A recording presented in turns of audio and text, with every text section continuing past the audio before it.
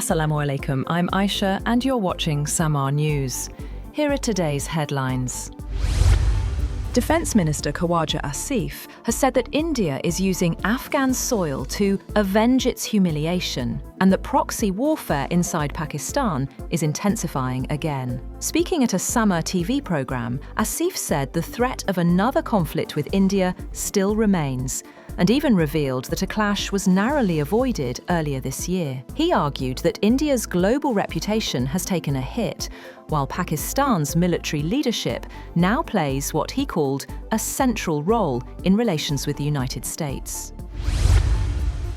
President Volodymyr Zelensky says his country will work with the United States and Europe at the level of national security advisors to shape a path toward a viable peace plan. He spoke after a nearly hour-long call with US Vice President J.D. Vance, adding that Kyiv views every realistic proposal positively and respects President Trump's push to end the fighting.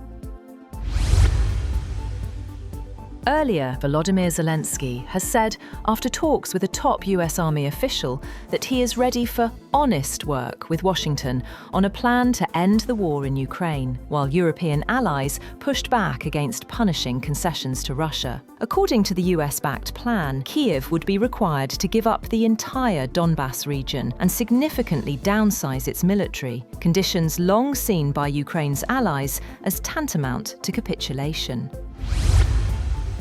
As this unfolds, the United States is reportedly pressuring Ukraine to agree to a 28-point peace framework, threatening cuts to intelligence sharing and weapons supplies. The plan includes concessions to Russia, such as ceding territory and limiting Kyiv's military. President Zelensky met US officials in Kyiv and spoke with allies in Britain, Germany and France as discussions continue.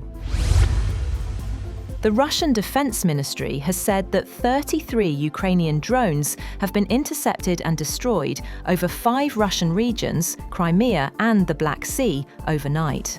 At least 8 Russian airports have been forced to suspend operations during the night. 2 people have been injured in the city of Slavyansk-on-Kuban in the Krasnodar region in southern Russia, and classes at schools and kindergartens had been suspended due to a drone attack. Meanwhile, the European Union says it will keep backing Ukraine as it faces Russian aggression. At the G20 summit in South Africa, EU Commission President Ursula von der Leyen said Ukraine can count on the bloc, calling the conflict an attack on the UN Charter. She said EU sanctions are hurting Russia, pointing to inflation, high rates, and an overheated war economy. India's Tejas fighter jet crashed in front of a global audience at the Dubai Air Show, turning an aerobatic display into a fireball and another international embarrassment for the Indian Air Force. Witnesses said the aircraft lost control during a low-level turn before hitting the ground near the runway. The jet had already drawn online ridicule 2 days ago after an oil leak on the airfield.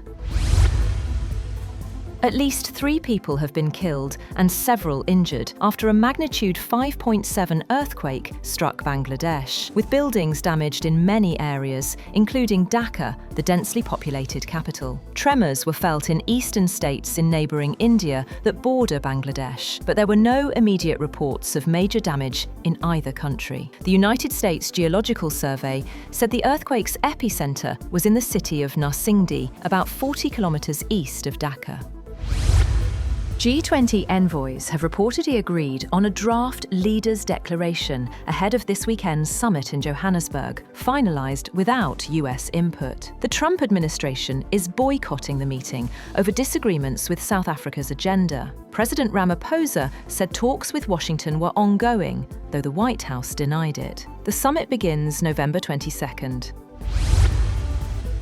The United Arab Emirates has said that it will invest up to $50 billion in Canada under a framework that includes projects in artificial intelligence, energy, and mining sectors. The UAE has been looking to expand its energy investments abroad, especially through its recently launched firm XRG, the foreign investment arm of Abu Dhabi's oil major ADNOC. Abu Dhabi is also investing heavily in AI, with plans to build one of the world's largest data center hubs in the country with US technology.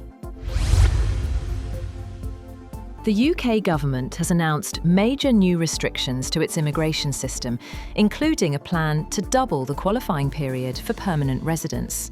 The changes, outlined by Home Secretary Shabana Mahmood in Parliament, are expected to impact more than 2.6 million migrants who arrived since 2021. Under the proposed overhaul, the qualifying period for indefinite leave to remain, ILR, the right to live and work in the UK permanently, will be extended from 5 to 10 years. Mexico has officially claimed the Miss Universe 2025 crown, delivering an emotional victory in a pageant marked by glamour, global unity, and unprecedented controversy. Fatima Bosch, a 25-year-old humanitarian, emerged as a fan favourite despite facing public humiliation earlier in the competition. In a dazzling finale held in Bangkok, Thailand, Mexico's Fatima Bosch outshone finalists from around the world to win the 74th Miss Universe title. She was crowned by reigning Miss Universe 2024 Victoria Kjær Telvig of Denmark. That's all for now. For more updates, visit www.samaa.tv. Thank you for watching Samaa News.